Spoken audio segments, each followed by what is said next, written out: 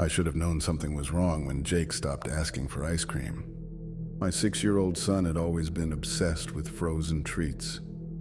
Every time we walked past the grocery store freezer section, he would press his face against the glass.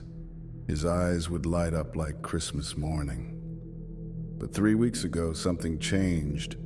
We were driving home from his soccer practice when I heard the familiar jingle.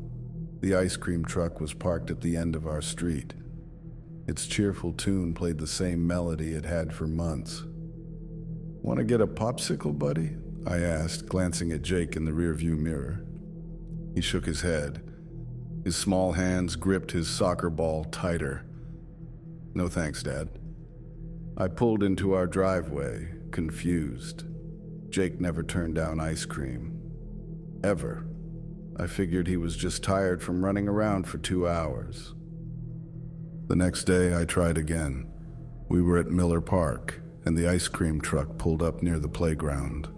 Kids ran toward it like moths to a flame. Their excited screams filled the air. Jake grabbed my hand. "Can we go home now?" I looked down at him. His face was pale, almost green. Sweat beaded on his forehead, even though it was only 70 degrees outside. "Are you feeling sick, kiddo?"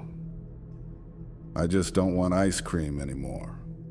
His voice was barely a whisper. That night, I called my ex-wife, Sarah. Jake spent weekends with me, but she had him during the week. Maybe she knew what was going on. "He's been acting strange here, too," Sarah admitted. "Last Tuesday, he ran inside when he heard the ice cream truck. He said the music sounded wrong." Kids go through phases, I told myself. Maybe he was developing new interests. Maybe he was growing up. But deep down, I knew this wasn't normal. The following Saturday, I decided to push the issue. We were at Riverside Park, and Jake was playing on the swings. The ice cream truck arrived right on schedule. Its song echoed across the empty parking lot. "Come on, Jake, just tell me what's wrong." He stopped swinging, his feet dragged in the dirt below. "Promise you won't get mad?" "I promise." Jake looked around like someone might be listening. "The ice cream man looks different now." "Different how?" "His face is wrong, and his hands are too long." Jake's voice shook. "He smiles too much, Dad, even when no kids are around." I felt a strange chill, but I pushed it away. Kids have wild imaginations. They see monsters in shadows and scary faces in clouds. This was probably nothing. "How about we go say hi to him together? You can see he's just a normal person." Jake's eyes went wide. "No, please don't make me." I knelt down next to the swing. "Hey, it's okay. We don't have to do anything you don't want to do." But I was curious now. What had spooked my son so badly? The ice cream man in our neighborhood seemed friendly enough. He always waved when he drove by. His truck was clean and bright yellow with happy cartoon characters painted on the sides. That evening, I did something I probably shouldn't have. I drove around looking for the ice cream truck.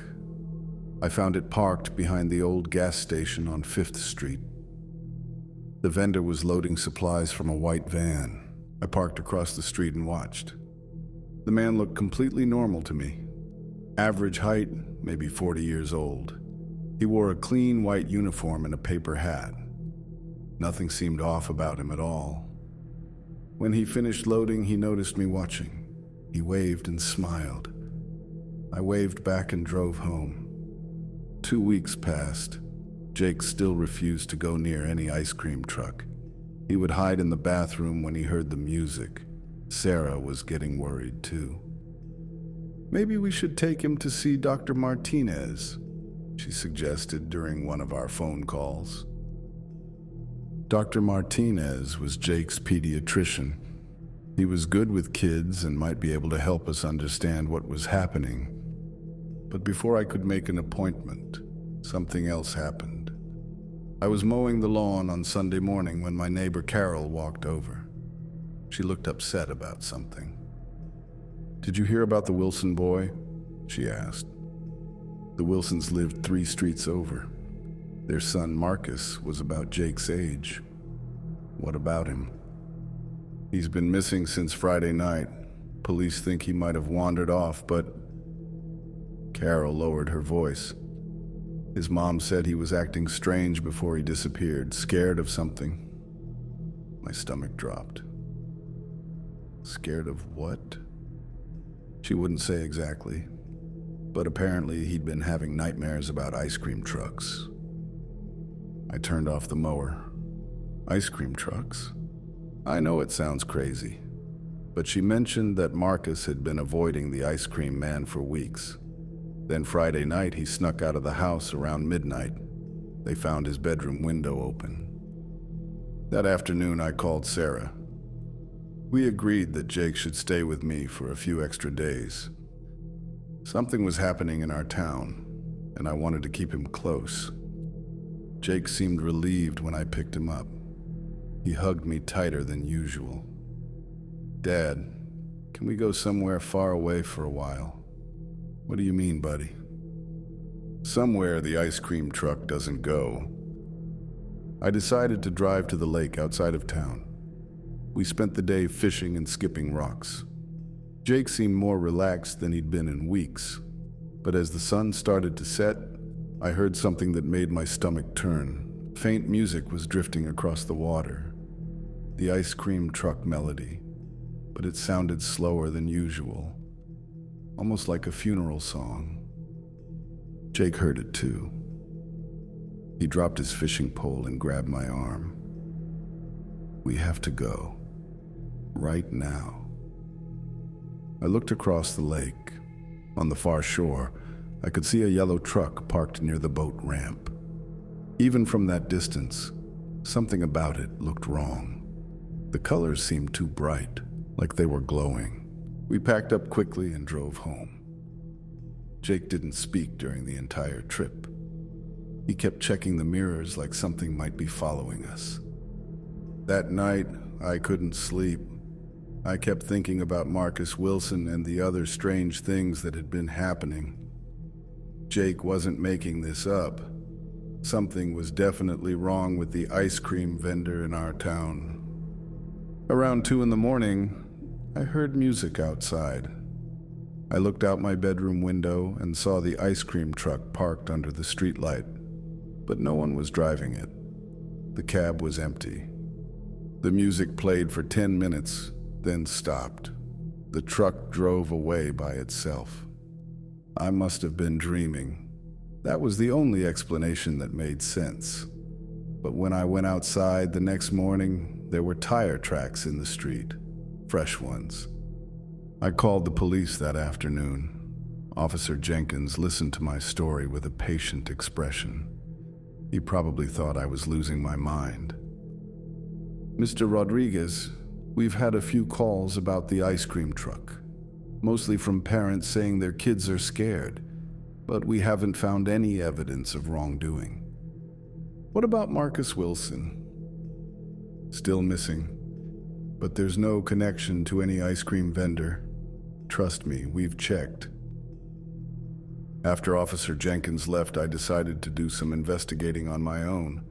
I drove to the library and searched through old newspapers.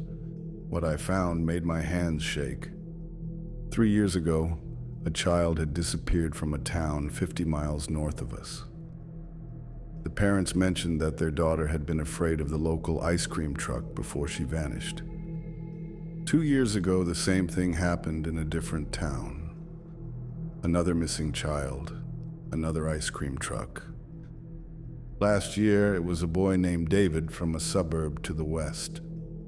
His mother told reporters that David had complained about the ice cream man's scary smile before he disappeared. All 3 cases remained unsolved. I printed out the newspaper articles and drove home. Jake was playing video games in the living room, but he looked up when I walked in. "Dad, you look worried." I sat down next to him. Jake, I need you to tell me everything you can remember about the ice cream man, even if it sounds crazy. Jake turned off his game.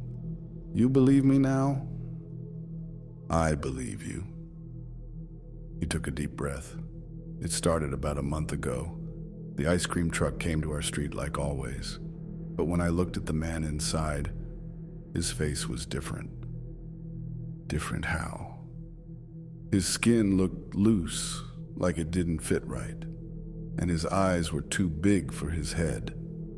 Jake shuddered, but the worst part was his hands. What about his hands? They were too long.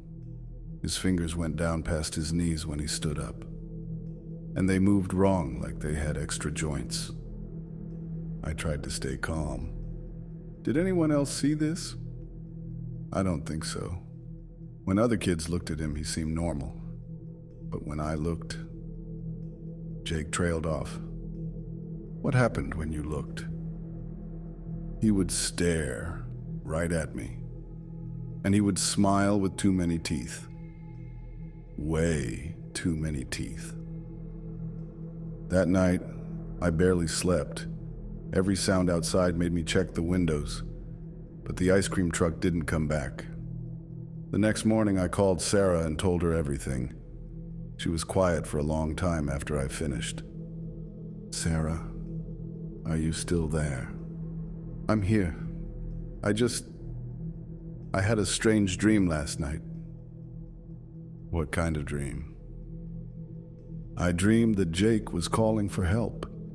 He was somewhere dark and cold, and I could hear ice cream truck music playing in the background. My hands started trembling. Sarah, pack a bag. Come stay with us for a few days.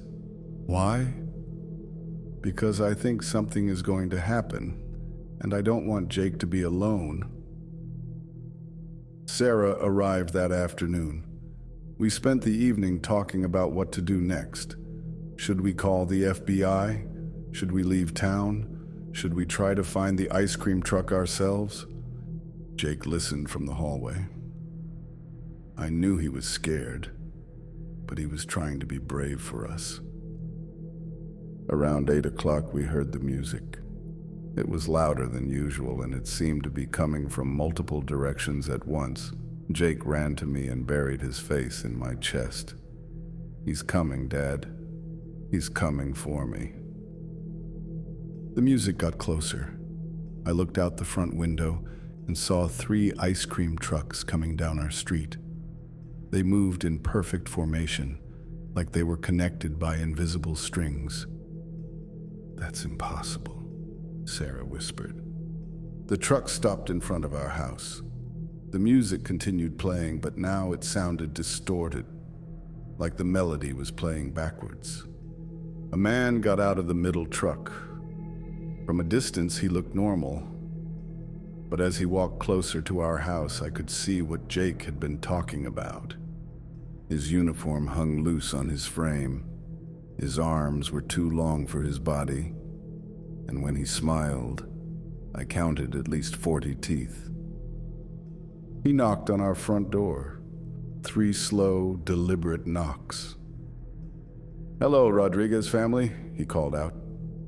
His voice sounded like 2 people talking at the same time.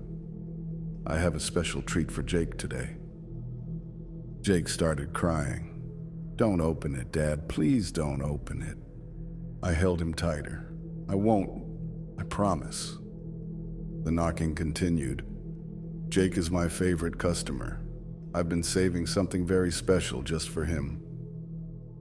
Through the window, I could see the other 2 trucks. More men were getting out of them. They all looked exactly the same. The same 2 long arms, the same loose skin, the same horrible smile. "Sarah, call 911, I whispered.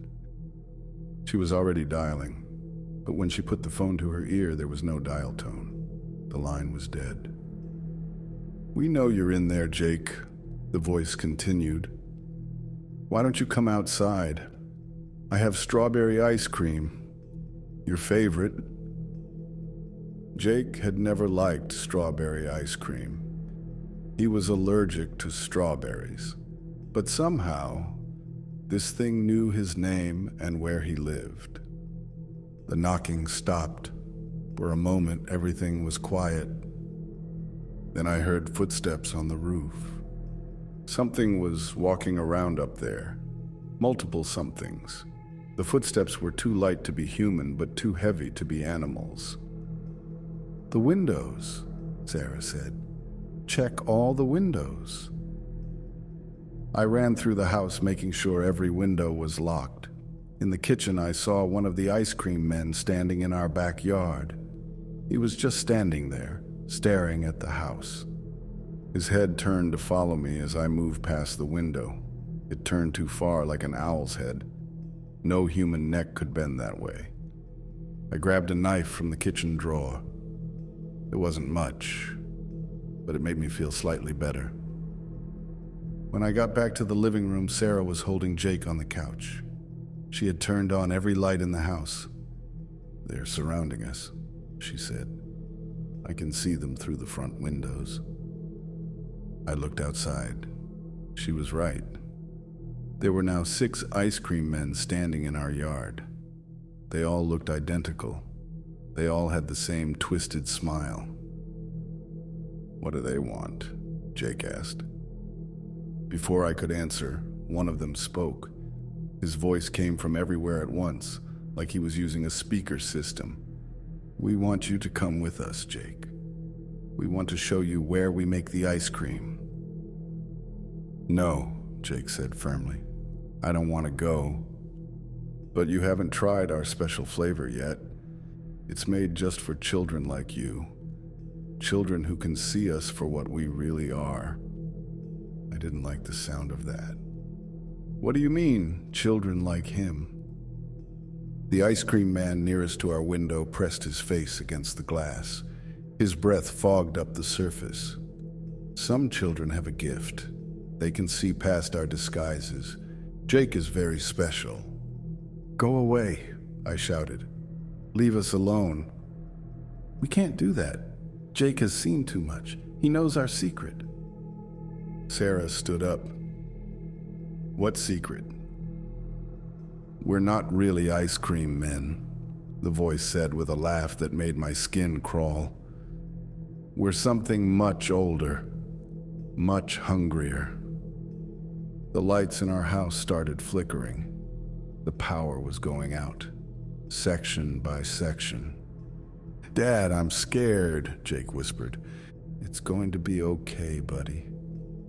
I won't let anything happen to you." But I wasn't sure how I was going to keep that promise. We were trapped in our own home with no way to call for help. And whatever these things were, they weren't human. The footsteps on the roof got louder. It sounded like a whole parade was marching up there. Dust started falling from the ceiling. "They're trying to get in," Sarah said. I looked around the house, trying to think of an escape plan. The front and back doors were blocked. The windows were surrounded. But maybe... "The basement," I said. "There's a storm drain that connects to the sewer system. We might be able to crawl out through there." It wasn't a great plan, but it was better than waiting here for whatever these things had planned for us. We grabbed flashlights and headed downstairs. The basement was dark and cold, but it felt safer than being on the main floor. I found the drain cover in the corner. It was old and rusty, but I managed to pry it open with a crowbar. "You go first, Sarah, then Jake. I'll come last." Sarah crawled into the drain. It was barely big enough for an adult, but she managed to squeeze through. Jake went next. He was small enough that it was easier for him. Just as I was about to follow them, I heard something behind me. I turned around and saw one of the ice cream men standing at the bottom of the stairs. "Going somewhere?" he asked. I grabbed the crowbar and swung it at him. It passed right through his body like he was made of smoke. He laughed. "You can't hurt us with weapons. We're not really here." "Then what are you?" "We're what's left when hunger becomes so strong it takes on a life of its own. We feed on special children, children who can see the truth." I backed toward the drain. "You're not getting Jake?" "We already have him." My blood turned to ice. I looked into the drain and saw Sarah crawling back toward me. She was alone. "Where's Jake?" I shouted. "He's gone," she sobbed. Something grabbed him from the other end of the tunnel. I dove into the drain headfirst. The tunnel was pitch black and filled with dirty water. I crawled as fast as I could, calling Jake's name. When I reached the other end, I found myself in a storm drain behind the elementary school. There was no sign of Jake anywhere, but I could hear ice cream truck music playing in the distance.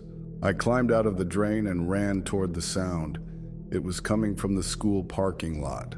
When I got there, I saw something that will haunt me for the rest of my life. There were dozens of ice cream trucks arranged in a circle. In the center of the circle was a large tent, like a circus tent, but made of something that looked like skin. The music was coming from inside the tent. I crept closer, staying in the shadows. Through a gap in the tent walls, I could see what was inside. Children were sitting in rows of chairs, all facing forward. They weren't moving or talking. They just sat there, staring straight ahead with empty eyes. Jake was in the front row. At the front of the tent, one of the ice cream men was speaking to the children. But his voice wasn't the fake cheerful tone he'd used at our house. It was cold and hungry. "Welcome to our family," he was saying. "You are all very special. You could see us when others couldn't. That makes you perfect for what we need." I had to get closer to hear the rest. I crawled under the edge of the tent and hid behind the last row of chairs. "You see, we are not from this world. We came here long ago, when the barrier between dimensions was thinner. We feed on the energy of children who possess the sight." One of the children raised her hand. I recognized her as Marcus Wilson's sister. "What happened to Marcus?" she asked in a voice that sounded far away. "Marcus is helping us now, just like you all will be helping us." The ice cream man gestured toward the back of the tent. I turned to look and saw something that made me want to scream. There were more children back there, but they looked wrong. Their eyes were completely white, and their skin had a gray tint to it. They moved like robots, loading supplies into the ice cream trucks. Marcus Wilson was among them. "This is what happens when you join our family," the ice cream man continued. "You become part of something bigger than yourself. You help us find more special children." I had to get Jake out of there. But how? There were at least 20 of those creatures, and I was just one person with a crowbar. Then I noticed something. The children in the front rows still looked normal. They hadn't been changed yet. Maybe there was still time. I waited until the ice cream man turned away from the audience. Then I crept forward and tapped Jake on the shoulder. He turned around slowly. His eyes were glazed over, but he was still himself. "Dad," he whispered. "Shh. We're getting out of here." I helped him stand up and guided him toward the edge of the tent. We were almost there when one of the creatures noticed us. "The Father has come to join us," it announced. All the ice cream men turned to look at us. Their smiles grew even wider. "How nice," the leader said. "A family reunion." I grabbed Jake's hand and ran. We burst out of the tent and sprinted toward the street. Behind us, I could hear the creatures giving chase, but something strange happened. As we got farther from the tent, the sounds of pursuit faded away. I looked back and saw the ice cream men standing at the edge of the parking lot. They weren't following us anymore. "They can't leave the school grounds," Jake said weakly. "That's where their power is strongest." We kept running until we reached the police station. Officer Jenkins was working the night shift. He listened to our story with growing concern. "I know this sounds crazy," I said, "but you have to send someone to check the school." 20 minutes later, Officer Jenkins came back. His face was pale. "There's nothing there," he said. "The parking lot is empty. No tent, no trucks, nothing." I couldn't believe it. "That's impossible. We just came from there." "I believe you saw something, but whatever it was, it's gone now." Jake tugged on my sleeve. "They move around, Dad. They never stay in one place for too long." Over the next few days, we learned that several other children had gone missing from different parts of town. But just like Marcus Wilson, there were no clues about where they had gone. The ice cream trucks stopped coming to our neighborhood. In fact, they stopped coming to any neighborhood in our town. It was like they had never existed at all. But Jake still had nightmares. He would wake up screaming about gray-skinned children and ice cream that tasted like sadness. The doctor said it was trauma from whatever he had experienced. I knew better. 3 weeks later, I was watching the news when a story caught my attention. Children were going missing in a town 200 miles away. Parents reported that their kids had been acting scared of the local ice cream vendor. I turned off the TV and went to check on Jake. He was in his room, drawing pictures of ice cream trucks surrounded by dark clouds. "Dad," he said without looking up from his drawing, "they're never going to stop, are they?" I sat on his bed. "I don't know, buddy. The other kids at the tent. They tried to warn me. They said the ice cream men travel from town to town, looking for children who can see them." See them how? See them for what they really are. Most people just see normal ice cream men. But some kids can see the truth. Jake put down his crayon. "They collect us because we're the only ones who know their secret." I thought about all the missing children in all those different towns.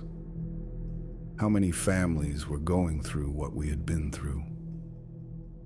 "What can we do?" I asked. Jake looked at me with eyes that seemed too old for his 6-year-old face. "We can warn people. Tell them to listen when their kids say something is wrong." That's when I decided to start keeping a journal. I wrote down everything that had happened to us, every detail I could remember, every conversation Jake had with what he claimed was Marcus Wilson's spirit. Because the warnings kept coming. Jake would wake up in the middle of the night and tell me about dreams. Dreams where Marcus showed him maps of different towns. Dreams where other missing children begged him to help them escape. "They're in Springfield now," Jake told me one morning after a particularly bad night. "Marcus says they took 3 kids there last week." I called the Springfield Police Department. They confirmed that 3 children had indeed gone missing recently. All of them had been acting scared of something before they disappeared. "How did you know about this?" the officer asked me. I couldn't tell him the truth. Who would believe that my 6-year-old son was getting messages from dead children? Instead, I started a blog. I wrote about our experience and asked other parents to share their stories. The response was overwhelming. Dozens of families from different states contacted me. They all had similar experiences. Children who suddenly became afraid of ice cream trucks. Kids who claimed the vendors looked wrong or scary. Missing children whose last known activity was talking about ice cream. I started mapping the disappearances. There was definitely a pattern. The creatures would hit a town, take several children, then move on to the next location. They never stayed in one place for more than a month. We need to stop them, I told Sarah during one of our phone calls. How? The police don't believe us. And even if they did, these things aren't human. How do you fight something that can disappear whenever it wants? That's when Jake came up with an idea that scared me more than anything else. Dad, what if I let them take me again? Absolutely not. But hear me out. If I go with them, I can find out where they keep all the other kids. Then maybe we can rescue everyone at once. The thought of letting Jake anywhere near those creatures made me sick, but I couldn't stop thinking about all the other children who were trapped somewhere. Kids like Marcus Wilson, who had been turned into something else entirely. I spent weeks researching everything I could find about disappearing children and ice cream trucks. What I discovered made me realize that this problem was much bigger than our town. There were reports going back decades. Always the same pattern. Children afraid of ice cream vendors, missing kids, families left with no answers. But there were also a few cases where children had escaped. Not many, but enough to give me hope. A girl in Oregon claimed she had been taken by fake ice cream men, but managed to run away when they stopped to collect more children. Her description matched what Jake had told me about the tent and the trucks. A boy in Texas said he had been rescued by his older brother, who had followed the ice cream truck to an abandoned warehouse. The boy described seeing dozens of other children being held there. These cases were scattered across decades in different states, but they all had something in common. The children who escaped said the creatures needed special locations to do their work. Places with strong negative energy, like abandoned buildings or old graveyards. I shared this information with Jake. He was quiet for a long time after I finished talking. Marcus says there's something else, he finally said. Something the creatures don't want anyone to know. What is it? They're getting weaker. Every time they move to a new town, it takes them longer to find the right children, and some of the kids they take aren't working out like they used to. What do you mean? The gray children. Some of them are starting to remember who they used to be. Marcus says it's because more people are becoming aware of what's happening. I felt a spark of hope. Maybe we weren't as helpless as I had thought. That night I had a dream. I was standing in the school parking lot where we had found the tent, but instead of being empty, it was full of children. Hundreds of them. They were all looking at me, waiting for something. Marcus Wilson was at the front of the group. He looked normal, not gray like he had in the tent. He walked up to me and spoke in a voice that sounded far away. "It's time," he said. "We can't wait any longer. They're planning something big." I woke up in a cold sweat. Jake was standing next to my bed, shaking me awake. "Dad, we have to go. Right now." "What are you talking about?" Marcus came to me. He says the ice cream men are back. They're at the school again, but this time they're not just taking a few kids. They're trying to take everyone. I looked out the window. It was 3 a.m, but I could see lights in the distance. Bright, unnatural lights coming from the direction of the elementary school. I called Sarah and told her to meet us at the police station. Then Jake and I got in the car and drove toward the school. The parking lot was filled with ice cream trucks. Not just 3 or 4 this time. There were dozens of them, all arranged in concentric circles. In the center was the same horrible tent, but it was much larger than before. "They're collecting everyone," Jake said in a voice that was barely a whisper. All the special children from towns they visited over the years. Through the gaps in the tent walls, I could see children sitting in rows. But these weren't just local kids. There were hundreds of them, all staring straight ahead with empty eyes. "We can't do this alone," I said. "We need help." But even as I said it, I knew no one would believe us. And by the time we convinced anyone to come look, the creatures would be gone again. "Dad, look." Jake was pointing at the edge of the parking lot. Other cars were pulling up. Parents getting out, looking confused and scared. Some of them had children with them. I recognized a few faces from my blog. Families who had contacted me about their own experiences with the ice cream men. "How did they know to come here?" I asked. "The children told them," Jake said. "All the special children can feel it when something big is happening." One by one, parents and children gathered at the edge of the parking lot. There were maybe 20 families in total. Not many, but more than I had expected. A woman I recognized from her blog comments walked up to me. "You're the one who started the website about the ice cream trucks." I nodded. "How did you know to come here?" My daughter woke me up screaming. She said all the missing children were calling for help at the same time. The woman looked toward the tent. "What are we supposed to do against that?"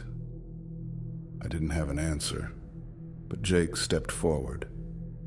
"We don't fight them directly," he said. "We break their connection to this place."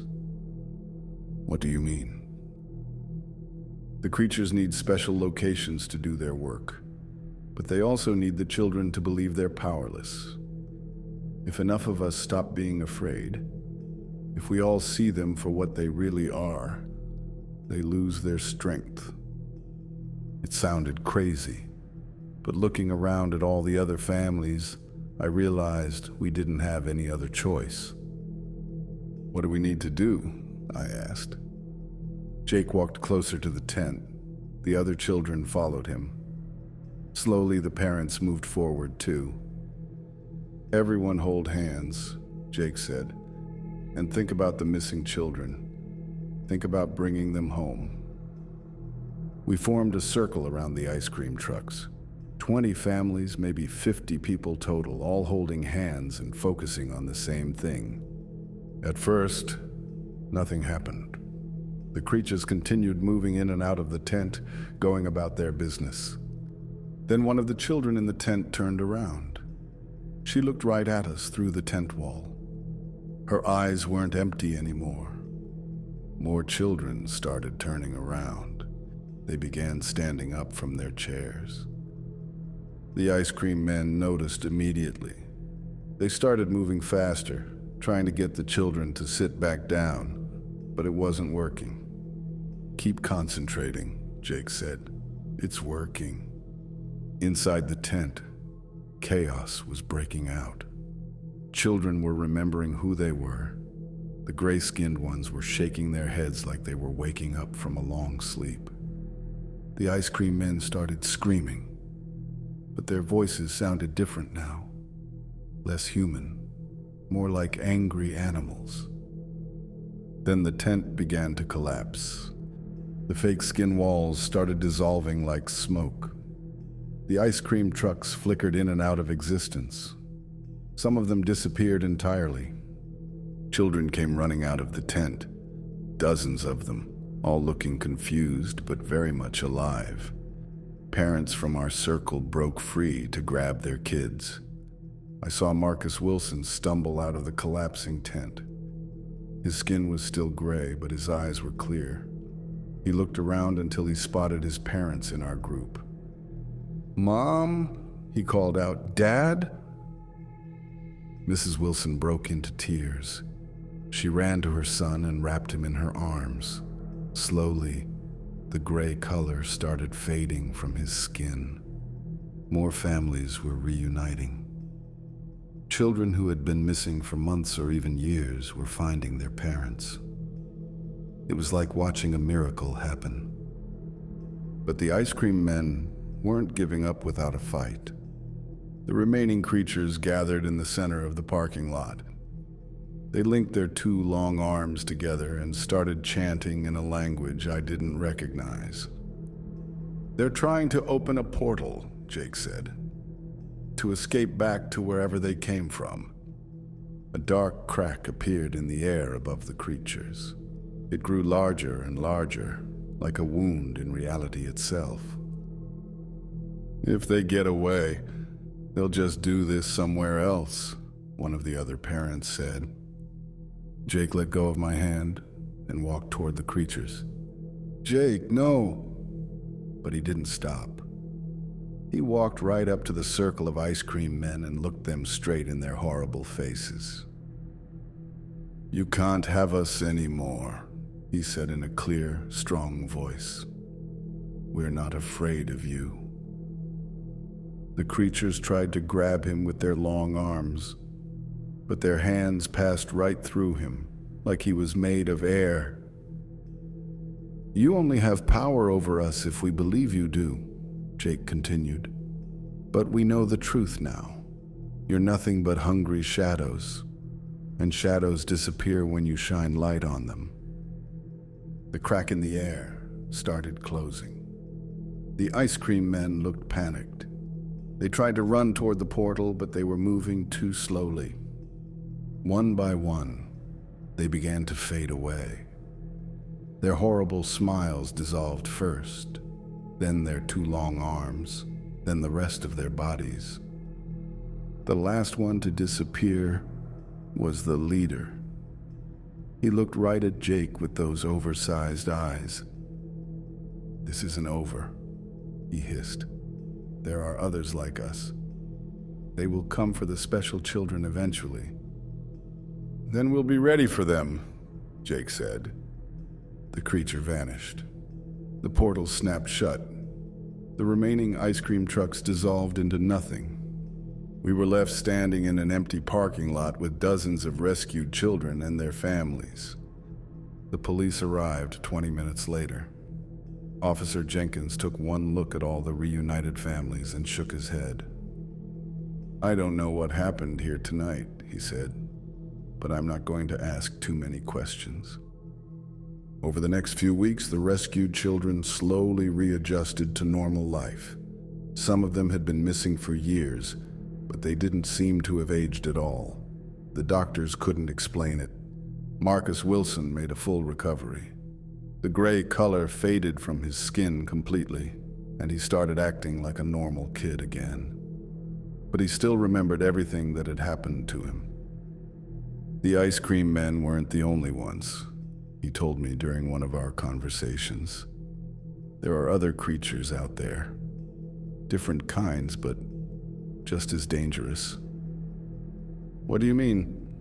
"I met children who had been taken by things that looked like school bus drivers, and others who were grabbed by fake playground supervisors." Marcus shuddered. "They all work the same way. They find kids who can see through their disguises, then they take them." I added this information to my blog. More families started contacting me with similar stories. It seemed like the ice cream men were just one type of creature in a much larger network. But something had changed. The families who had been at the school that night stayed in touch with each other. We formed a support group for parents of special children. Our kids could sense when other creatures were nearby. They would warn us, and we would warn other families in the area. Slowly, we built a network of people who knew the truth.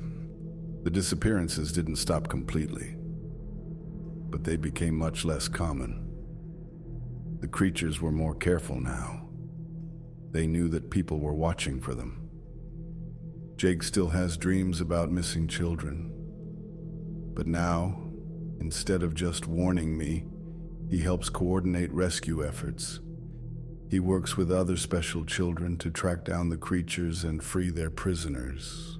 It's dangerous work, We've lost some battles along the way, but we've won more than we've lost. 3 years have passed since that night at the school.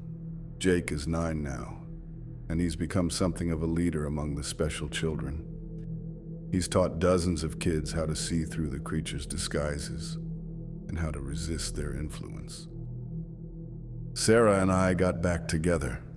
We figured that after everything we'd been through, we could work out our smaller problems. We moved to a new house in a different town, but we kept in touch with all the families from our network. Last week, Jake came to me with troubling news. Dad, I'm getting reports about something new. Not ice cream men this time.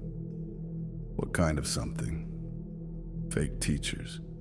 They're showing up at schools and taking children during class. The kids disappear, but none of the adults remember they were ever there. I sighed.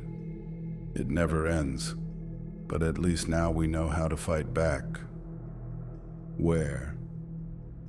3 different states so far, but I think they're all connected. I opened my laptop and started typing. Time to update the blog and alert the network. Because somewhere out there, creatures are still hunting for special children.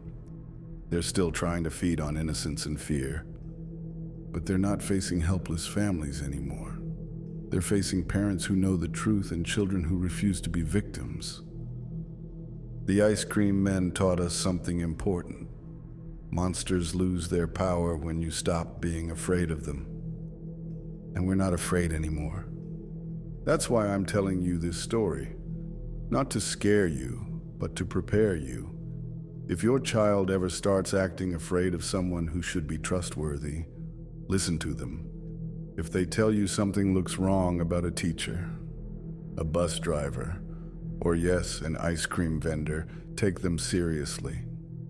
Because the monsters are real, but so are the people fighting them. And together, we're stronger than any creature that crawls out of the shadows.